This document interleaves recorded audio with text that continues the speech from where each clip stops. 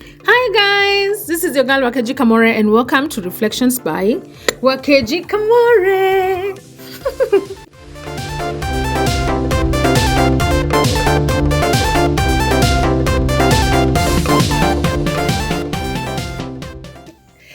Hi guys, hope you got doing well. Karibuni sana to 2 Kings chapter 11. Again, as I like to remind you guys, pause this and read the chapter. Otherwise, you will not understand what I'm talking about. You will just be floating and hanging, and that's not even, sasa kwa nini unafanya Bible summary half-heartedly? See, we just talked about full commitment yesterday. So pause and read. And as you do that, if you're here for the very first time, please subscribe, please like, please share, and most importantly, hit the notification bell so that you never miss anything that I post onwards. All right, I'm going to assume that you guys have paused and have read the chapter. So this chapter begins with a devious, shrewd woman named Athaliah. All right, let's just pause and go back to the last, I think, chapter 9. In chapter 9, Jehu killed a guy called King Ahaziah. So King Ahaziah is a son of this lady called Athaliah. Athaliah is the mother of King Ahaziah. Athaliah is the daughter of Jezebel. Meelewa hapo, mpaka hapo. Athaliah is a daughter of Jezebel. So first, I find it so interesting that Jezebel, as in the fact that Jezebel was such a cruel, bad woman, and now the daughter is such a cruel. It's not interesting. It's obvious that if you're going to be raised this way, you're going to turn out this way. It's not even interesting, by the way. It is obvious. It is a fact. Not unless God intervenes for you or you have other different counsel. But if your counsel is a bad person, you're going to end up bad. Anyway, so Athaliah is a mother of King Ahaziah of Judah, who King Jehu had just killed in the previous chapter. So when this mother, or Athaliah, found out that her son had been killed, instead of mourning, she decided to murder all the relatives who had any claim to the throne. Yani, aliua kila mtu mwenye anaweza kuwa king. See, his son has now died and has been killed. So it's like, I'm going to kill everybody else who can be king, so that she can be the queen.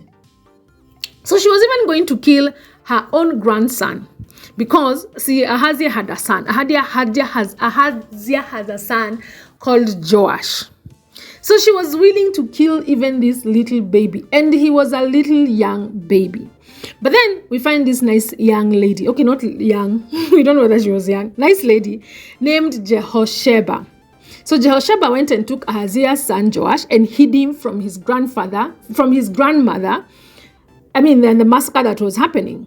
So the boy was hid in the house of the Lord for 6 years, during which Athaliah ruthlessly took over the land of Judah. So this is the first time in these kings that we have been reading about, of kings of Judah and kings of Israel, that we have seen a lady king, that we've seen a queen. And now this queen is in the kingdom of Judah, and she's not nice. She's a daughter of Jezebel. She's just as worse as Jezebel.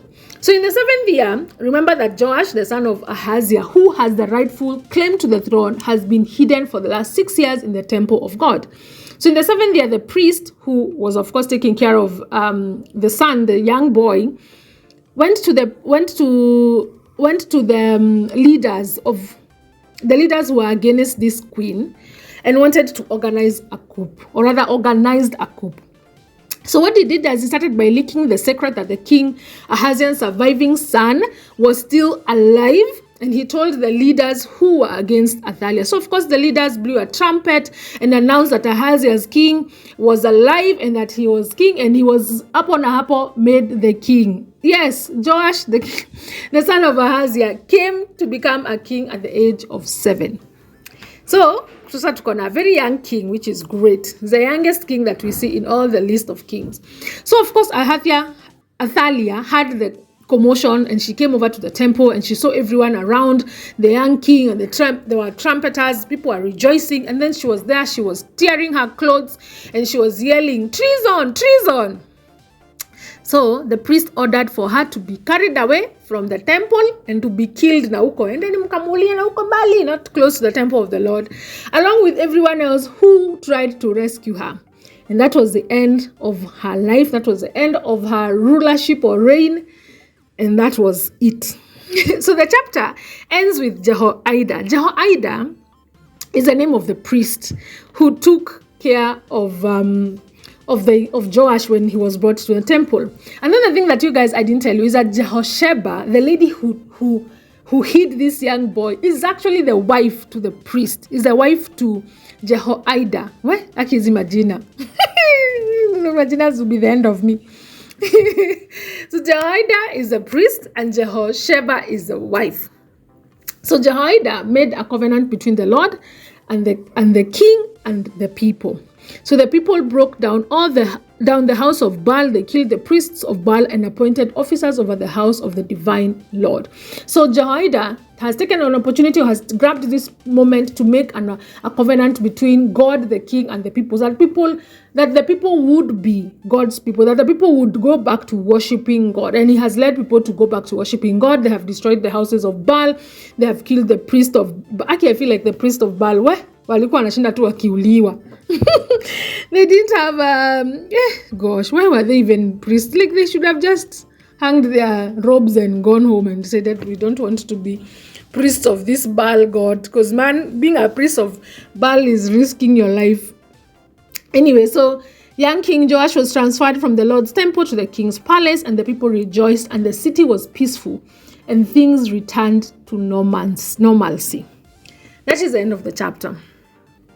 So what are the lessons that I pick from this chapter? First, we see a story of two people who are very faithful. This is Jehosheba and Jehoiada. Jehosheba is the lady who picked Joash and went to hide him. And then Jehoiada is a priest, and they were a couple. So Jehosheba first was the niece of Athaliah. Like they were related. Jehosheba was the niece of Athaliah, and also the wife of Jehoiada the priest. So she could have chosen Athaliah's side and let her kill Joash while he was still a baby, which could have probably brought her immediate favor with the queen. But she chooses the dangerous and more courageous path, which could have led to the death of her and her husband, the priest. So that is seriously very courageous. It was very courageous on both their parts. It was certainly an act that invited a death sentence. But it was their courage that saved not just Joash, the son of King Ahaziah, but the whole lineage of David, the same lineage that Christ later came from. Let me tell you guys, if Joash had been killed, that would have been the end of the line of David. Ingeishia hapo, the end. And now what happens to God's even prophecy where he said that someone from the family of David would always be king? Ingeishia tu hapo. And also Jesus wouldn't have come from that lineage, because now the lineage would have been over. It would have ended there. So this couple's courageous action did not just save Joash, the son of Ahaziah, but he saved the whole lineage of David, and that's the same lineage that Christ came from later. It was also the couple's courage that delivered the people of Judah from worshipping Baal to worshipping the one true God. So my reflection questions for you from this chapter would be, what courageous deeds are you being part of that are safeguarding the gospel? What courageous deeds are you being part of that are safeguarding the gospel? And what courageous decisions are you making to save your future generation?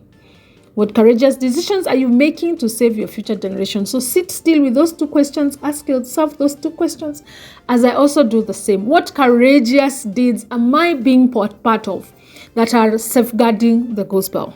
And what courageous decisions am I making that are saving my future generation? Thank you so much, guys, for listening. This has been Wakeji Kamore. This has been Reflections by Wakeji Kamore. See you tomorrow.